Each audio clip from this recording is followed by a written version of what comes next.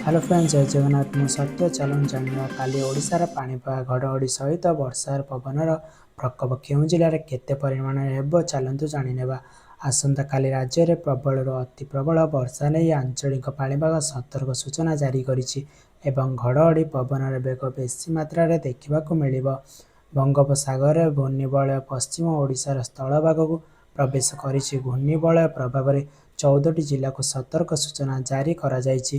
केउं केउं जिला को प्रबल वर्षा नहीं हलदिया सतर्क सूचना जारी करा जायथिबा जिला गुड़िक हेला गजपति, गंजाम, नयगड़ा, खोर्धा, कटक, जगतसिंहपुर, पुरी, केन्द्रापड़ा, जाजपुर, भद्रक, बालेश्वर, केन्दुझर, मयूरभंज, सुंदरगढ़ जिला मानकरे वर्षार प्रकोप देखिबाकु मिलिबो।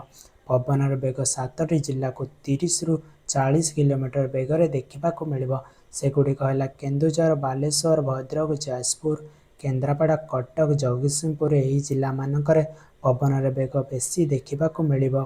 आसंता काली 8 15 तारिख 8:30 पर्यंत पूरा ओडिशा को येलो अलर्ट भितर रखा जायछि।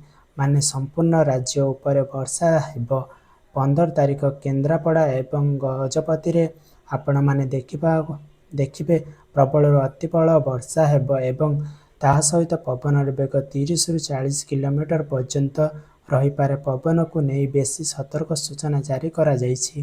खाली माछ धराली मानक समुद्र को न जावाई आंचलिक पाणीपाग कर्तृपक्ष सतर्क सूचना जारी करिसेंति।